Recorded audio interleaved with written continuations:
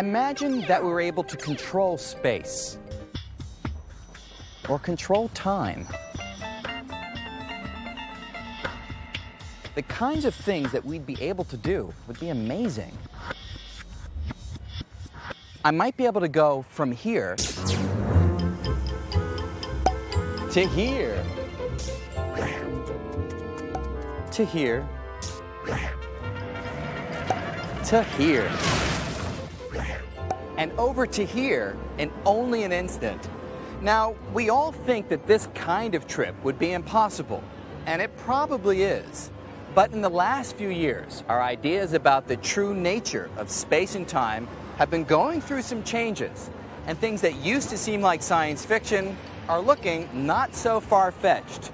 It's all thanks to a revolution in physics called string theory, which is offering a whole new perspective on the inner workings of the universe. String theory holds out the promise that we can really understand questions of why the universe is the way it is at the most fundamental level. String theory is really the Wild West of physics. This is an area of theoretical physics which is so radically different from anything that's been before. This radical new theory starts with a simple premise that everything in the universe, the Earth, these buildings, even forces like gravity and electricity, are made up of incredibly tiny, vibrating strands of energy called strings. And small as they are, strings are changing everything we thought we knew about the universe, especially our ideas about the nature of space. To see how, let's first shrink all of space to a more manageable size. Imagine that the whole universe consisted of nothing more than my hometown, Manhattan. So now, just one borough of New York City makes up the entire fabric of space. And just for kicks, let's also imagine that I'm the CEO of a large corporation with offices on Wall Street. Because time is money, I need to find the quickest route from my apartment here in Upper Manhattan to my offices in Lower Manhattan. Now, we all know that the shortest distance between 2 points is a straight line, but even if there's no traffic, a bit of a stretch, even in our imaginary Manhattan, it'll still take us some amount of time to get there. By going faster and faster, we can reduce the travel time, but because nothing can go faster than the speed of light, there's a definite limit to how much time we can cut from our journey.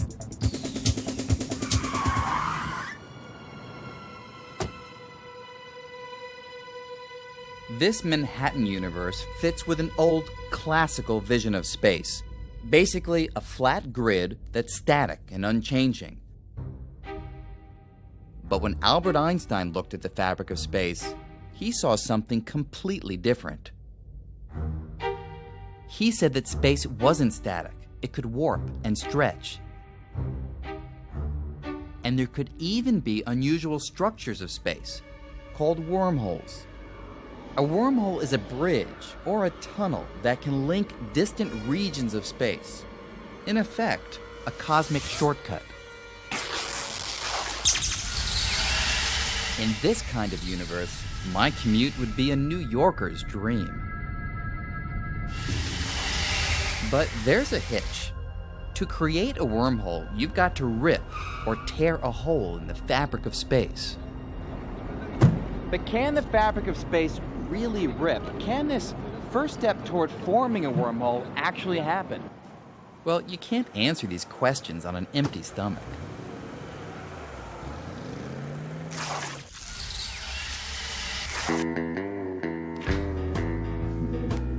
Turns out that by looking at my breakfast, coffee and a donut, we can get a pretty good sense of what string theory says about whether the fabric of space can tear. Imagine that space is shaped like this donut. You might think that it would be very different from a region of space shaped like this coffee cup. But there's a precise sense in which the shape of the donut and the coffee cup are actually the same, just a little disguised. You see, they both have one hole. In the donut, it's in the middle, and in the coffee cup, it's in the handle. That means we can change the donut into the shape of a coffee cup and back again without having to rip or tear the dough at all. Okay, but suppose you want to change the shape of this donut into a very different shape, a shape with no holes. The only way to do that is to tear the donut like this, and then reshape it.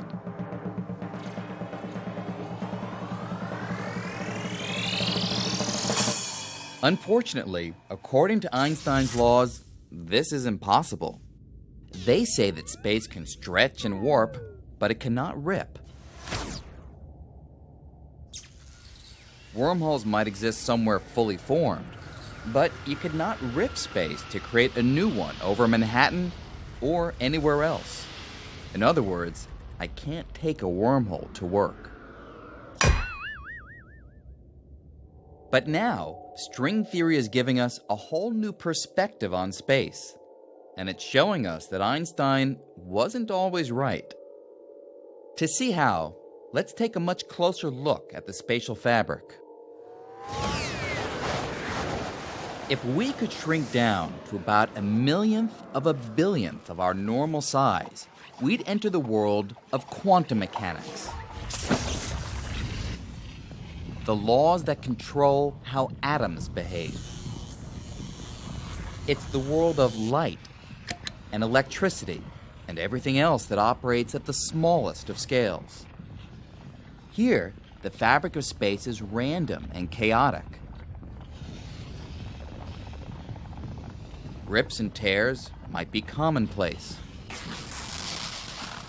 But if they were, what would stop a rip in the fabric of space from creating a cosmic catastrophe? Well, this is where the power of strings comes in. Strings calm the chaos. And as a single string dances through space, it sweeps out a tube. The tube can act like a bubble that surrounds the tear, a protective shield with profound implications. Strings actually make it possible for space to rip. Which means that space is far more dynamic and changeable than even Albert Einstein thought. So, does that mean that wormholes are possible? Will I ever be able to take a stroll on Everest? Grab a baguette in Paris? And still make it back to New York in time for my morning meeting? It would be kind of cool, though it's still a very distant possibility. But one thing that is certain is that string theory is already showing us that the universe may be a lot stranger than any of us ever imagined. For example, string theory says we're surrounded by hidden dimensions, mysterious places beyond the familiar three-dimensional space we know. People who've said that there are extra dimensions of space have been labeled as, crackpots or people who are bananas. I mean, what do you think there are extra dimensions? Well, string theory really predicts it. What we think of as our universe could just be one small part of something much bigger. Perhaps we live on a membrane, a three-dimensional membrane that floats inside a higher dimensional space. There could be entire worlds right next to us, but completely invisible.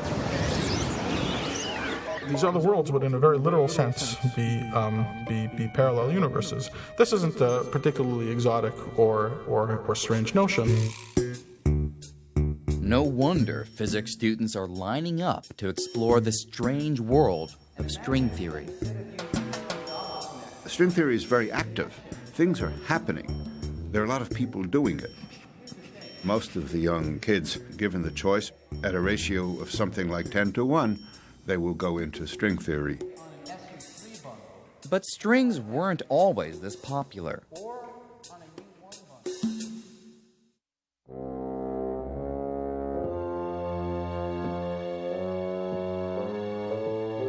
The pioneers of string theory struggled for years, working alone on an idea that nobody else believed in.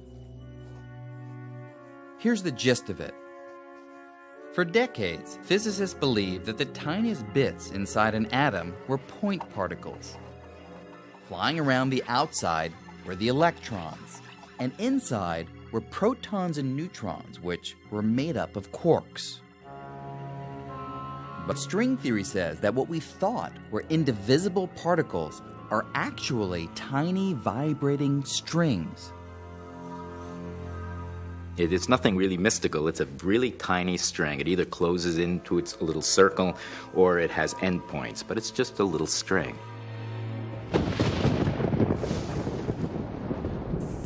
In the 1980s, the idea caught on, and people started jumping on the string bandwagon.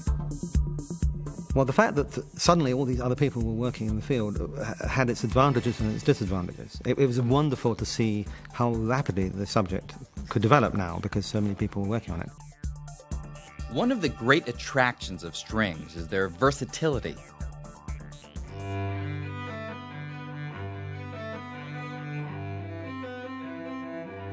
Just as the strings on a cello can vibrate at different frequencies, making all the individual musical notes, in the same way, the tiny strings of string theory vibrate and dance in different patterns, creating all the fundamental particles of nature. If this view is right, then put them all together and we get the grand and beautiful symphony that is our universe. What's really exciting about this is that it offers an amazing possibility. If we could only master the rhythms of strings, then we'd stand a good chance of explaining all the matter and all the forces of nature, from the tiniest subatomic particles to the galaxies of outer space.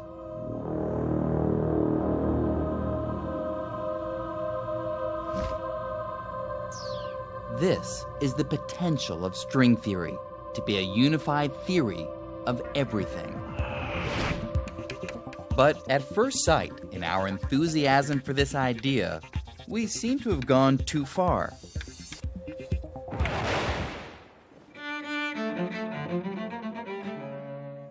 Because we didn't produce just one string theory, or even two.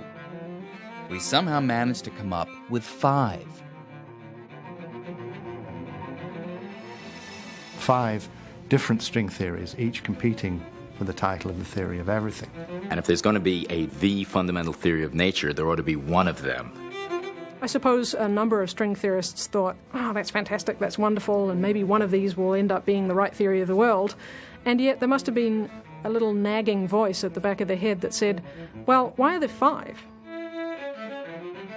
With 5 competing players, the stage of string theory was looking a little crowded. The 5 theories had many things in common. For example, they all involved vibrating strings, but their mathematical details appeared to be quite different. Frankly, it was embarrassing. How could this unified theory of everything come in 5 different flavors? This was a case where more was definitely less. But then, something remarkable happened. This is Ed Witten. He's widely regarded as one of the world's greatest living physicists, perhaps even Einstein's successor. Ed Witten is a very special person in the field. He clearly has a grasp, particularly of the underlying mathematical principles, which is far greater than most other people. Well, you know, we all think we're very smart, and he's so much smarter than the rest of us. In 1995, string theorists from all over the world gathered at the University of Southern California for their annual conference. Ed Witten showed up at Strings 95 and rocked their world. I was really trying to think of something that would be significant for the occasion. And actually, since 5 string theories was too many, I thought I would try to get rid of some of them.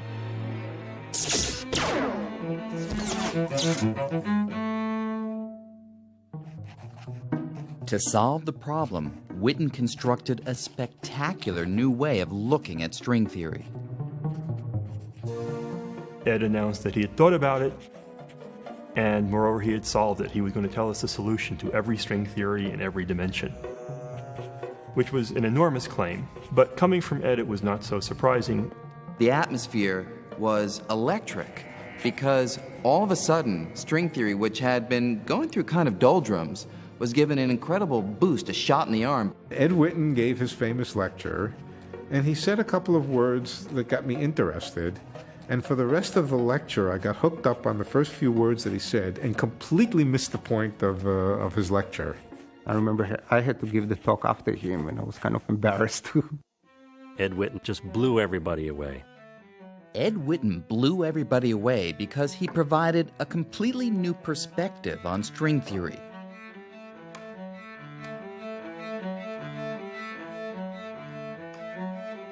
From this point of view, we could see that there weren't really 5 different theories. Like reflections in a wall of mirrors, what we thought were 5 theories turned out to be just 5 different ways of looking at the same thing.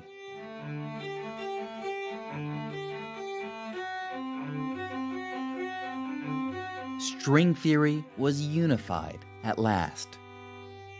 Witten's work sparked a breakthrough so revolutionary that it was given its own name, M theory, although no one really knows what the M stands for. What is the M for?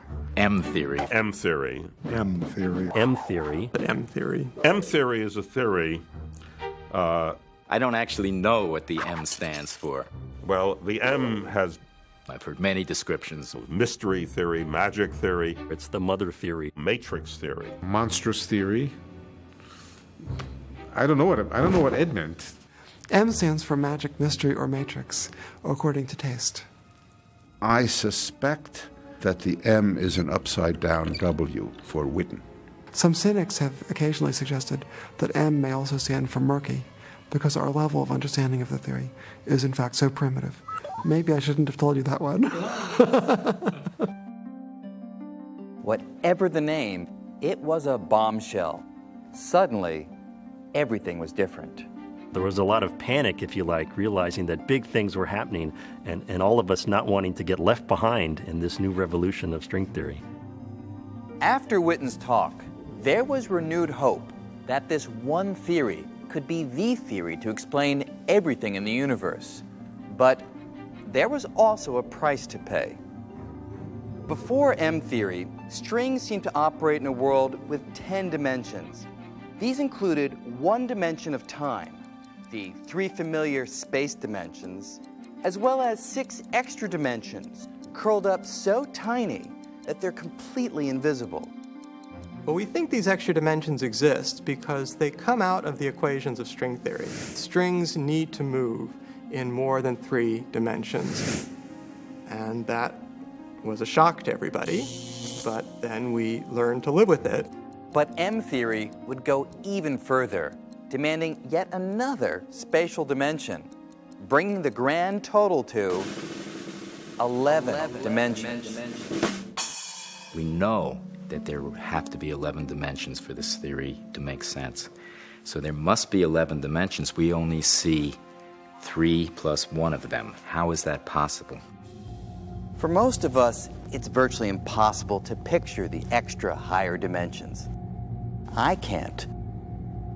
And it's not surprising. Our brains evolved sensing just the 3 spatial dimensions of everyday experience. So, how can we get a feel for them? One way is to go to the movies.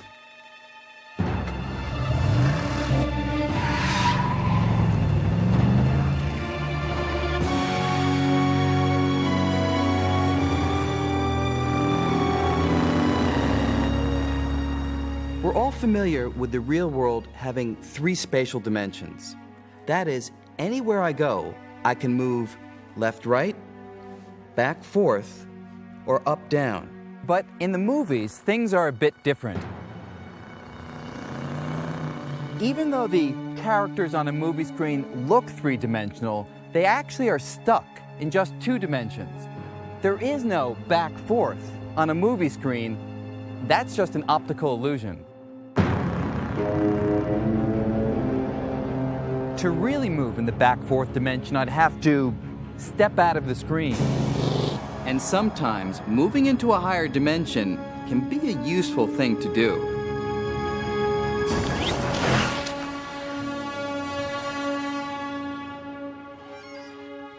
So, dimensions all have to do with the independent directions in which you can move.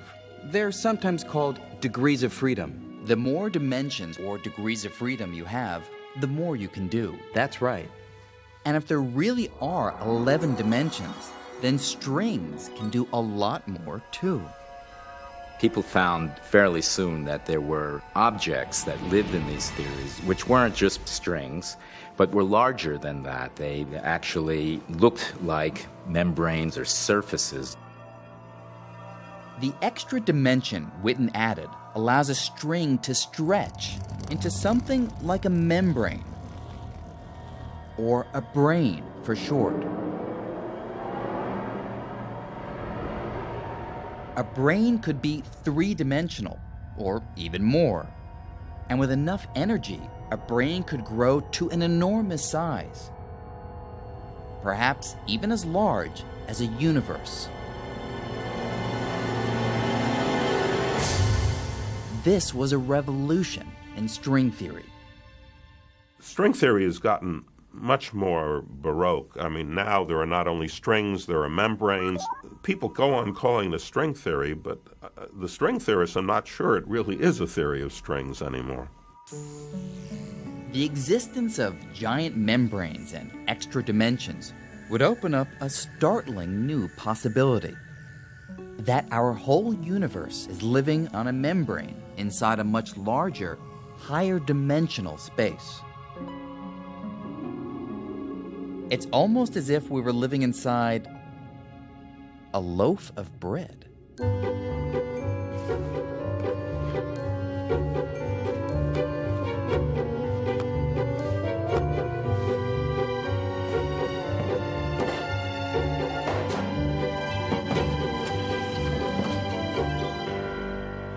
Our universe might be like a slice of bread, just one slice in a much larger loaf that physicists sometimes call the bulk.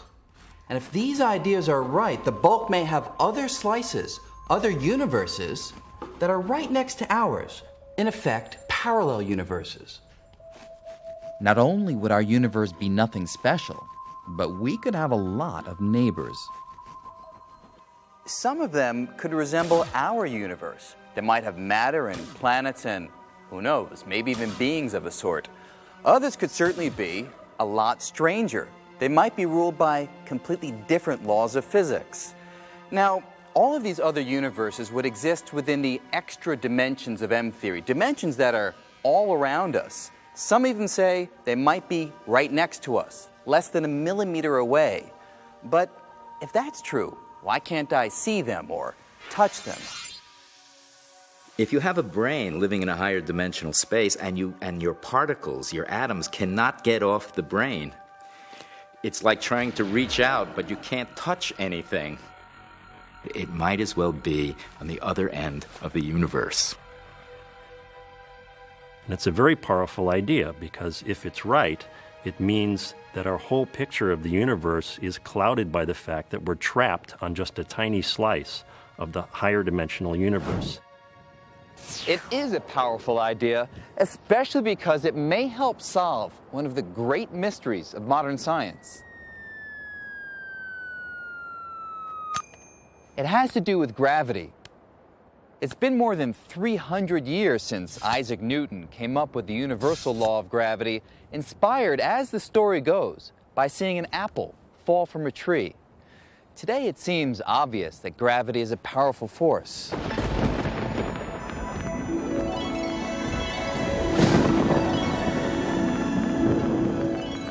It would seem to most people that gravity is a very important force. It's very strong. It's very hard to get up in the morning, stand up. And when things fall, they break because gravity is strong.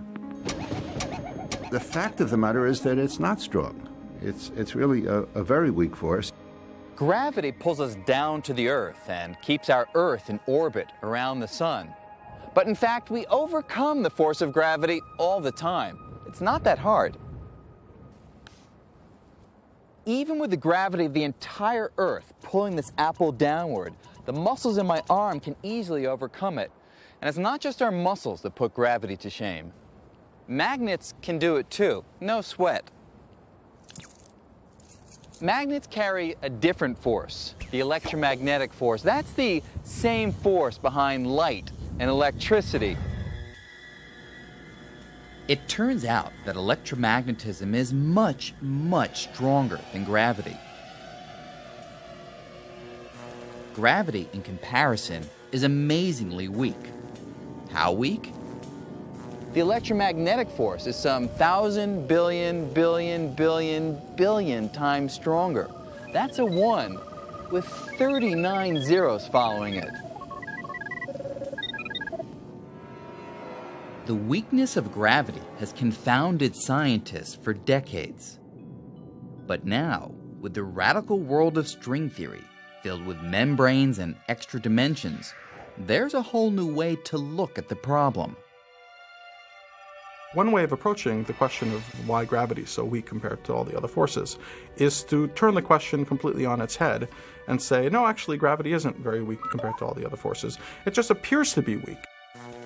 It may be that gravity is actually just as strong as electromagnetism, but for some reason, we can't feel its strength.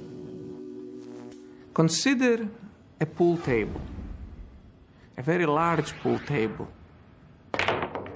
Think of the surface of the pool table as representing our three-dimensional universe, although it is just two-dimensional. And think of the billiard balls as representing atoms and other particles that the universe is made out of.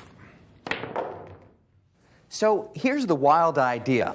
The atoms and particles that make up stuff in the world around us will stay on our particular membrane, our slice of the universe, just as the billiard balls will stay on the surface of the pool table. Unless you're a really bad pool player. But whenever the balls collide, there is something that always seeps off the table. Sound waves. That's why I can hear the collision.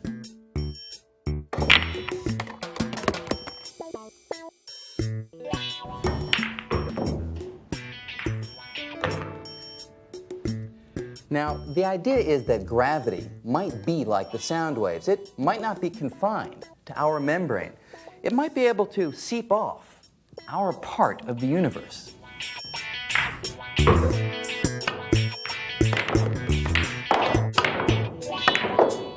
Or think about it another way. Instead of pool tables, let's go back to bread. Imagine that our universe is like this slice of toast, and that you and me and all of matter, light itself, everything we see, is like jelly.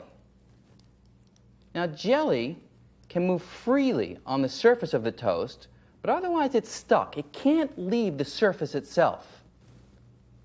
But what if gravity were different? What if gravity were more like cinnamon and sugar? Now, this stuff isn't sticky at all, so it easily slides right off the surface. But why would gravity be so different from everything else that we know of in the universe? Well, it turns out that string theory, or M theory, provides an answer. It all has to do with shape. For years, we concentrated on strings that were closed loops, like rubber bands. But after M theory, we turned our attention to other kinds. Now we think that everything we see around us, like matter and light, is made of open-ended strings. And the ends of each string are tied down to our three-dimensional membrane. But closed loops of string do exist. And one kind is responsible for gravity. It's called a graviton. With closed loops, there are no loose ends to tie down, so gravitons are free to escape into the other dimensions, diluting the strength of gravity and making it seem weaker than the other forces of nature. This suggests an intriguing possibility. If we do live on a membrane and there are parallel universes on other membranes near us, we may never see them, but perhaps we could one day feel them through gravity. If there happens to be intelligent life on one of the membranes, then this intelligent life might be very close to us. So theoretically, and purely theoretically, we might be able to communicate with this intelligent life by exchanging strong gravity wave sources. So who knows, maybe someday we'll develop the technology and use gravity waves to actually communicate with other worlds.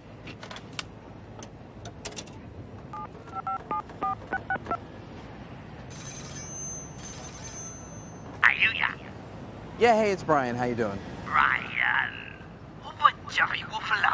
Simpsons. We don't really know if parallel universes could have a real impact on us. But there is one very controversial idea which says they've already played a major role. In fact, it gives them credit for our existence.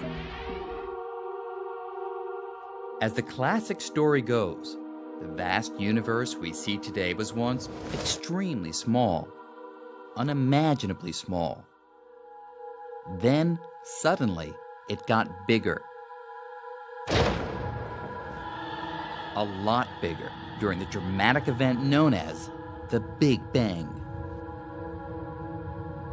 The Big Bang stretched the fabric of space and set off the chain of events that brought us to the universe we know and love today. But there's always been a couple of problems with the Big Bang theory. First, when you squeeze the entire universe into an infinitesimally small but stupendously dense package, at a certain point, our laws of physics simply break down. They just don't make sense anymore. The formulas we use start giving answers that are nonsensical. We find total disaster. Everything breaks down, and we're stuck. And on top of this, there's the bang itself. What exactly is that? That's actually a problem. The classic form of the Big Bang theory really says nothing about what banged, what happened before it banged, or what caused it to bang. Refinements to the Big Bang theory do suggest explanations for the bang, but none of them turn the clock back completely to the moment when everything started. Most people come at this with the naive notion that there was a beginning, that somehow space and time emerged from nothingness into somethingness. Well, I don't know about you, but I don't like nothing. Do I really believe that the universe was a big bang out of nothing? And I'm not a philosopher, so I won't say, but I can imagine to a philosopher that is a problem. But to a physicist, I think it's also a problem. Everyone admits there are problems. The question is, can string theory solve them? Some string theorists have suggested that the Big Bang wasn't the beginning at all, that the universe could have existed long before, even forever. Not everyone is comfortable with the idea. I actually find it rather unattractive to think about a universe without a beginning. It seems to me that a universe without a beginning is also a universe without an explanation. So what is the explanation? What if string theory is right, and we're all living on a giant membrane inside a higher dimensional space? One of the ideas in string theory that was particularly striking to me and suggested perhaps a new direction for cosmology is the idea of brains and the idea of brains moving in extra dimensions. Some scientists have proposed that the answer to the Big Bang riddle lies in the movements of these giant brains. It's so simple. Here's a brain on which we live, and here's another brain floating in the higher dimension. There's absolutely nothing difficult about imagining that these collide with each other. According to this idea, sometime before the Big Bang, two brains carrying parallel universes began drifting toward each other. Until all of that energy has to go somewhere. Where does it go? It goes into the Big Bang. It creates the expansion that we see, and it heats up all the particles in the universe in this big fiery mass. As if this weren't weird enough, the proponents of this idea make another radical claim. The Big Bang was not a special event. They say that parallel universes could have collided not just once in the past, but again and again. And that it will happen in the future. If this view is right, there's a brain out there right now headed on a collision course with our universe. So another collision is coming, and there'll be another Big Bang, and this will just repeat itself for an indefinite period into the future. It's an intriguing idea. Unfortunately, there are a few technical problems. Well, that was a very ingenious scenario that arose naturally within string theory. However, the good old problems creep back in again. The fact is, we don't really know what happens when two brains collide. You can wind up with the same situation we had with the Big Bang. The equations don't make sense. They have to make a lot of assumptions in their models, and I don't think they've really solved the problem of the Big Bang in string theory. If string theory is the one true theory of the universe, it will have to solve the riddle of the Big Bang. And there's a lot of hope that someday string theory will succeed. But for now, there's also a lot of uncertainty. As promising and exciting as the theory is, we don't entirely understand it. It's as if we've stumbled in the dark into a house, which we thought was a two-bedroom apartment, and now we're discovering is a 19-room mansion, at least, and maybe it's got 1,000 rooms, and we're just beginning our journey. So, how sure are we that the universe is the way that string theory describes it? Is the world really made up of strings and membranes, parallel universes, and extra dimensions? Is this all science or science fiction? Well, the question we often ask ourselves as we work through our equations is this just fancy mathematics, or is it describing the real world? These exercises in our imagination and mathematics are all, at the end of the day, subjected to a single question. Is it there in the laboratory? Can you find its evidence? String theory and string theorists do have a real problem. How do you actually test string theory? If you can't test it in the way that we test normal theories, it's not science, it's philosophy. And that's a real problem.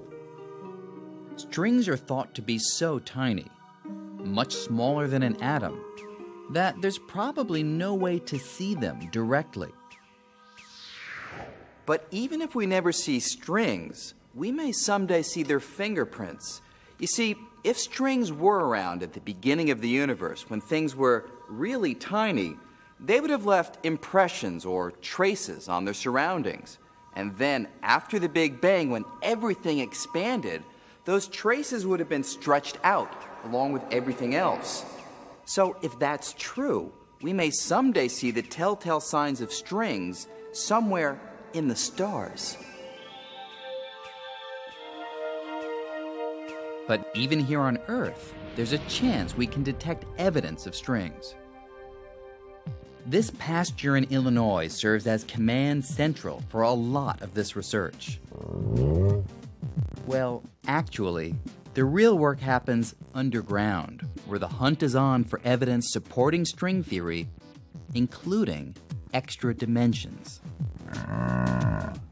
Not too many years ago, people who talked about large extra dimensions would have been considered crackpots, to put it lightly. But all that has changed thanks to string theory. This is Fermilab, and right now it's our best hope for proving that extra dimensions are real. Fermilab has a giant atom smasher. Here's how it works. Scientists zap hydrogen atoms with huge amounts of electricity. Later, they strip them of their electrons and send the protons zooming around a 4-mile circular tunnel beneath the prairie. Just as they're approaching the speed of light, they're steered into collisions with particles whizzing in the opposite direction.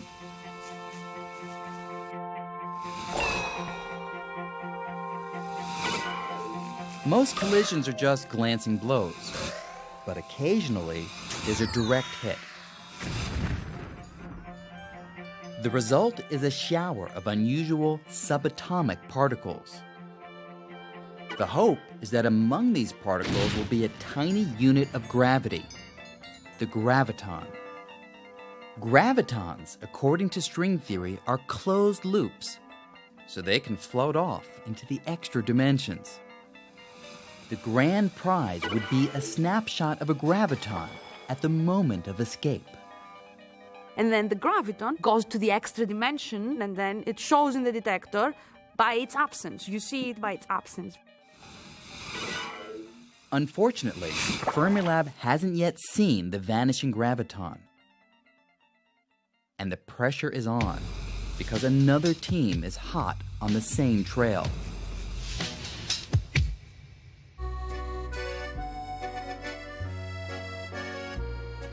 "4,000 miles away, on the border of France and Switzerland, a lab called CERN is constructing an enormous new atom smasher.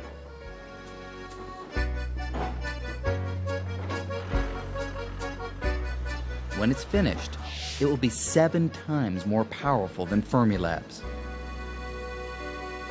There's a great sense of urgency that every minute has to count, but eventually CERN, our rival laboratory, will, frankly, blow us out of the water.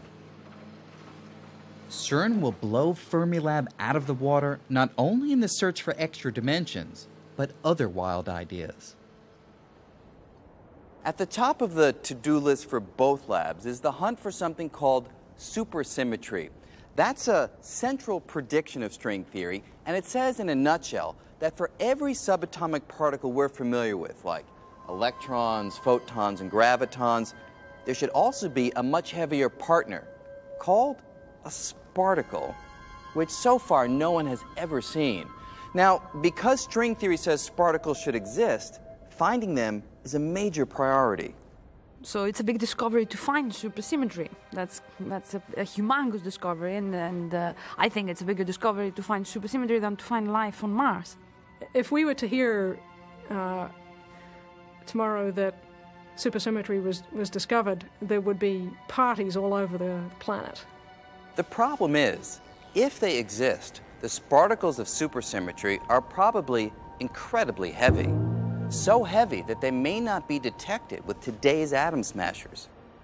The new facility at CERN will have the best chance once it's up and running in several years. But that won't stop the folks at Fermilab from trying to find them first. The competition is friendly and fierce at the same time. We're competing like bad dogs, essentially. And it has always been like that, and it will always be like that. We have to make sure that we don't make any mistakes, that we do absolutely the best we can do with these experiments, and take advantage of what is really one of the great golden opportunities for discovery. If we do find sparticles, it won't prove string theory, but it will be really strong circumstantial evidence that we're on the right track. Over the next 10 to 20 years, the new generation of atom smashers is sure to uncover surprising truths about the nature of our universe. But will it be the universe predicted by string theory? What if we don't find sparticles or extra dimensions? What if we never find any evidence that supports this weird new universe filled with membranes and tiny vibrating strings? could string theory, in the end, be wrong? Oh, yes, it's certainly a logical possibility that we've all been wasting our time for the last 20 years and that the theory is completely wrong. There have been periods of many years where all of the smart people, all of the cool people were working on one kind of theory, moving in one kind of direction, and even though they thought it was wonderful, it turned out to be a dead end. This could happen to string theory. Even though there's no real evidence yet, so much of string theory just makes so much sense. A lot of us believe it's just got to be right.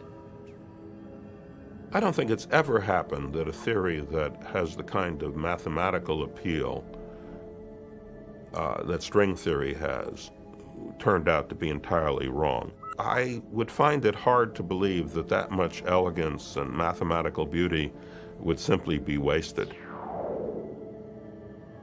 I don't really know how close we are to the end. You know, are we almost there and having the complete story? Is it going to still be another 10 years? Nobody knows.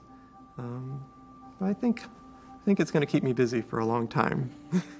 We have been incredibly lucky. Nature has somehow allowed us to unlock the keys to many fundamental mysteries already. How far can we push that? We won't know until we try. A century ago, some scientists thought they had pretty much figured out the basic laws of the universe. But then Einstein came along and dramatically revised our views of space and time and gravity. And quantum mechanics unveiled the inner workings of atoms and molecules, revealing a world that's bizarre and uncertain. So, far from confirming that we had sorted it all out, the 20th century showed that every time we looked more closely at the universe, we discovered yet another unexpected layer of reality. As we embark on the 21st century, we're getting a glimpse of what may be the next layer. Vibrating strings, sparticles, parallel universes, and extra dimensions. It's a breathtaking vision, and in a few years, experiments may begin to tell us whether some of these ideas are right or wrong. But regardless of the outcome, we'll keep going because, well, that's what we do. We follow our curiosity. We explore the unknown. And 100 or 1,000 years from now, today's view of the cosmos may look woefully incomplete, perhaps even quaint. But undeniably, the ideas we call string theory are a testament to the power of human creativity. They've opened a whole new spectrum of possible answers to age-old questions. And with them, we've taken a dramatic leap in our quest to fully understand this elegant universe.